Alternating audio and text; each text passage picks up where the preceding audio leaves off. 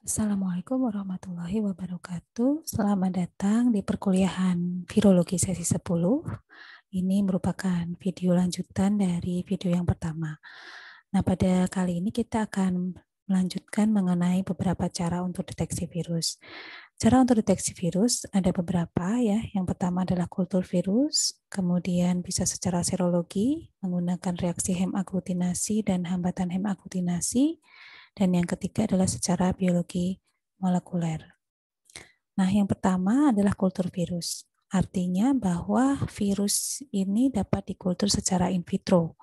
In vitro adalah di mana si virus tersebut ditumbuhkan pada medium di luar tubuh inangnya, jadi di laboratorium. Dan penanaman ini harus menggunakan sel hidup karena virus itu bisa berkembang biak dan bisa hidup ketika dia masuk ke dalam sel hidup. Nah, penanaman dengan sel hidup bisa menggunakan sel yang sengaja ditumbuhkan pada media tertentu atau bisa menggunakan telur yang berembrio. Mari kita lihat. Kalau kita menggunakan sel yang sengaja ditumbuhkan pada medium, maka kita bisa menggunakan sumber sel dari jaringan. Nah, jaringan ini bisa dicacah, kemudian ditambahkan enzim proteolitik sehingga menjadi sel yang tunggal. Kemudian sel tunggal ini dimasukkan ke dalam tabung kultur, kita sebut dengan flask, kemudian ditumbuhkan pada suhu tertentu sehingga sel akan berkembang biak memenuhi dasar tabung kultur yang sifatnya monolayer, jadi satu lapisan. Nah, kalau sudah terbentuk monolayer ini, sel siap digunakan untuk kultur virus. Jadi penggambarannya adalah seperti ini. Kalau ada jaringan ya, kemudian kita potong, kita cacah maupun kita potong dengan enzim ya, kita degradasi protein-protein yang tidak diperlukan, lemak dan sebagainya ya. Kemudian kita masukkan sel yang tunggal ini ke dalam tabung kultur atau flask, dan setelah beberapa waktu dia akan berubah menjadi lapisan monolayer ya, yang sudah memenuhi dasar tabung kultur. Nah, artinya ini siap untuk diinfeksi dengan virus. Nah, selain bisa diinfeksi, sel yang sudah dikultur tadi kita bisa menggunakannya untuk subkultur. Nah, caranya dengan monolayer tadi dipisahkan menjadi sel tunggal menggunakan enzim. Setelah itu, setelah menjadi sel tunggal, kemudian dikultur lagi di tabung kultur yang baru, di beberapa tabung kultur yang baru tentu saja, karena tidak hanya satu. Setelah beberapa waktu akan membentuk monolayer kembali. Ya, jadi kalau di subkultur ini kita bisa mendapatkan beberapa tabung kultur sel yang siap untuk diinfeksi oleh virus. Nah, tipe-tipe kultur sel yang bisa kita gunakan, yang pertama adalah kultur sel primer, di mana kultur sel primer ini bisa berasal dari jaringan hewan atau manusia, misalnya ginjal primata, cairan amnion embrio manusia, kemudian embrio ayam atau embrio mencit. Nah, kalau menggunakan kultur sel primer, kita bisa menggunakan 5-20 subkultur. Bisa dilakukan subkultur terus-menerus sampai sekitar 20 subkultur. Nah, kultur sel primer ini banyak digunakan untuk riset virologi atau produksi vaksin, misalnya pada vaksin polio, dan digunakan dalam produksi vaksin pada manusia untuk menghindari kontaminasi gen onkogenik dari sel non-primer atau continuous cell line. Nanti kita akan lihat bahwa sel non-primer atau continuous cell line ini sifatnya dia bisa membelah terus-menerus karena ada sifat onkogenik di situ. Jadi dia sifatnya membelah seperti sel-sel tumor ya. Nah, tadi mengenai kultur sel primer, yang kedua ini adalah continuous cell line yang tadi sempat saya sampaikan bahwa continuous cell line ini dia sifatnya bisa terus-menerus membelah ya. Jadi continuous cell line merupakan sel tunggal yang dapat membelah terus-menerus dalam medium kultur. Jadi continuous cell line ini bisa berasal dari sel tumor yang sengaja kita ambil, atau dari sel primer yang kita berikan perlakuan dengan bahan kimia mutagen sehingga dia bersifat dapat membelah secara terus-menerus. Nah, meskipun dia bisa membelah, tetapi continuous cell line ini kehilangan kemampuan berdiferensiasi menjadi jaringan atau organ tertentu. Dan bersifat sebagai sel tumor karena dapat membelah ya. Dan contohnya ada sel HeLa, dan ini adalah sel HeLa, dan ini adalah sel 3T3 yang berasal dari fibroblast mencit. Sedikit pengetahuan mengenai sel HeLa. Kita mengenal seorang wanita bernama Henrietta Lacks.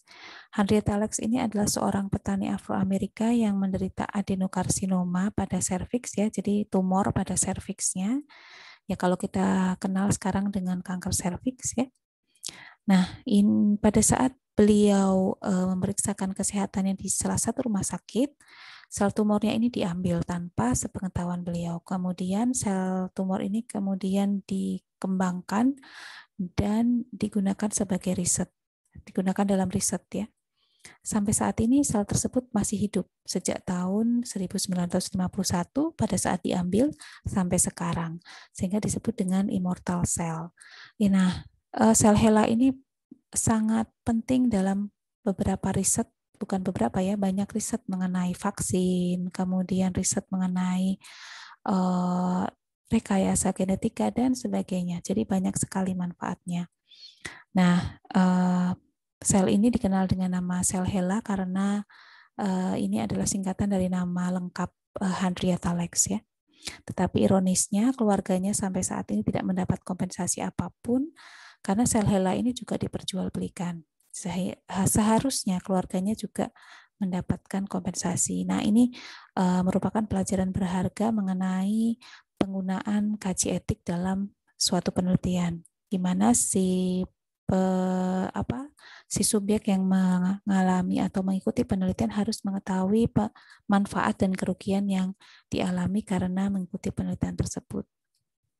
Oke, kita lanjut kepada kultur virus ya. Jadi ketika kita menginfeksikan atau mengkultur virus pada sel yang sudah kita siapkan, maka hasil kultur virusnya ada bermacam-macam. Ada yang bersifat atau memiliki efek sitopatik, artinya selnya memiliki karakteristik membulat, kemudian bisa terlepas dari flash kultur, mengalami lisis sel atau mengalami kerusakan sel, perbesaran inti sel, dan bisa membentuk syncytia. Nah, syncytia ini adalah perbesaran sel atau selnya membesar karena ada fusi atau ada penggabungan dari beberapa sel. Jadi ini adalah contoh efek sitopatik ya, bandingkan dengan sel yang tidak terinfeksi. Pada sel yang terinfeksi bentuknya membulat, kemudian mengambang ya, mengambang karena terlepas dari flash kultur dan bisa membentuk syncytia. Jadi syncytia adalah pembentukan sel yang besar seperti ini karena sel-sel itu membentuk atau bergabung menjadi satu. Ya, jadi kalau dilihat seperti ini ya dalam atau diamati di bawah mikroskop. Nah, selain membentuk syncytia, kita juga melihat adanya plak. Jadi selain melihat adanya syncytia atau melihat efek sitopatik, kita juga bisa melihat plak. Plak adalah zona bening yang terbentuk pada uji plak assay untuk mengukur titer virus. Jadi kalau tadi kultur virus tadi kita kultur virusnya pada sel yang hidup, nah pada uji plak assay ini kita tambahkan medium agar di atas medium sel, kultur sel yang kita pakai, sehingga nanti akan terbentuk zona bening yang bisa dilihat. Nah, semakin banyak plak yang terbentuk, maka titer virus yang ada pada kultur tersebut semakin banyak ya. Titer virus itu adalah jumlah virus yang ada pada sampel. Jadi seperti ini, kalau gambar A ini merupakan plak yang terbentuk dari infeksi pseudorabies virus pada sel. Ini yang diwarnai yang gambar tengah, dan kemudian ini ada juga contoh plak yang terbentuk dari poliovirus yang dikultur pada sel HeLa. Nah, cara menghitung titer virus dengan plug assay, kita melakukan dengan cara pengenceran terlebih dahulu, pengenceran berseri dari 10 pangkat 1, 10 pangkat 2, dan seterusnya sampai 10 pangkat minus 7. Kemudian dari pengenceran ini kita kultur di sel, kemudian kita lihat atau kita amati plak yang terbentuk.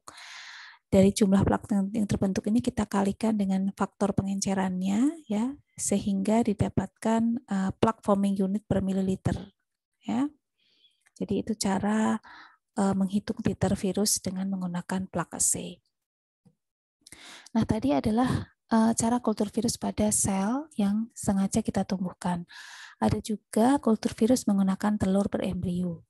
Jadi metode ini dahulu sering digunakan sebelum ditemukan metode kultur sel, dan sekarang hanya digunakan untuk riset mengenai virus influenza atau produksi vaksin influenza. Ya. Nah, pada telur ayam atau telur, ya biasanya kita pakai telur ayam ya, ada beberapa tempat atau daerah yang bisa kita gunakan untuk kultur virus. Misalkan pada daerah putih telur dari telur tersebut ya, atau dari cairan amnionnya, kemudian dari cairan kuning telurnya, dari kuning telurnya, atau dari membran telur tersebut ya. Jadi banyak yang bisa kita pakai. Di sini adalah contoh-contoh virus yang bisa kita kultur di daerah-daerah yang baik untuk kultur virus. Nah, untuk video mengenai cara kultur virus di telur embrio bisa kalian lihat di e-learning ya, mengenai bagaimana cara mengkultur virus di dalam telur berembrio. Nah, kita masuk ke cara berikutnya, yaitu deteksi virus dengan reaksi serologi. Jadi kita bisa menggunakan reaksi hemaglutinasi. Ini bagus untuk virus-virus yang masuk dalam famili Orthomyxoviridae, Paramyxoviridae, dan Adenoviridae yang bisa menghasilkan protein yang berikatan dengan sel darah merah. Nah, ini dia akan menyebabkan sel darah merah itu menjadi berkelompok atau bergabung ya. Dan dengan cara ini kita bisa melihat titer virus yang bisa menghasilkan hemaglutinasi. Ya, jadi cara pengelompokan sel darah merah karena adanya virus di situ dinamakan hemaglutinasi. Jadi seperti ini reaksinya jika ada virus yang termasuk dalam famili-famili tadi, ada Orthomyxoviridae dan lain-lain. Ketika kita reaksikan dengan sel darah merah, maka sel darah merah akan menggumpal ya. Dan kalau kita lihat di plat uji, maka sel darah merah ini akan tersebar ya, terlihat tersebar. Jadi seperti ini, jadi ada yang bentuk titik, ada yang bentuk tersebar. Nah, inilah yang reaksi hemaglutinasi yang positif ya. Sedangkan yang kedua adalah hambatan hemaglutinasi, adalah suatu proses yang mirip dengan hemaglutinasi tadi, tetapi yang kita gunakan di sini adalah antibodi. Jadi antibodi yang menghambat virus untuk melakukan hemaglutinasi. Jadi kalau ada virus, kemudian kita tambahkan antibodi, sehingga antibodi tersebut akan berikatan dengan virus, dan akibatnya sel darah merah yang kita reaksikan itu tidak menggumpal ya. Nah, kalau kita lihat di plat uji, dia akan seperti titik ya, berbentuk seperti titik karena dia mengendap. Ya, jadi seperti ini. Ini adalah hasil positif untuk uji hambatan hemaglutinasi, berkebalikan dengan uji hemaglutinasi tadi. Kemudian selain dengan uji hemaglutinasi dan hambatan hemaglutinasi, kalau deteksi virus secara serologi, kita bisa juga menggunakan reaksi enzim immunoassay. Di sini kita menggunakan antibodi yang bisa mengenali epitop virus atau mengenali antibodi terhadap virus. Jadi antibodinya itu bisa mengenali antibodi yang lain. Nah, hasil ikatan ini kemudian terwarnai dengan adanya enzim yang terdapat pada antibodi. Seperti ini contohnya. Jadi kita bisa mendeteksi virus atau bisa mendeteksi antibodi terhadap virus. Keduanya berasal dari sampel yang kita curigai, misalkan dari darah ya.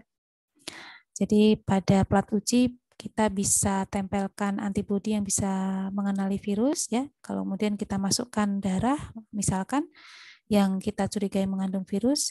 Kemudian jika ada, maka dia bisa ditangkap oleh antibodi yang pertama.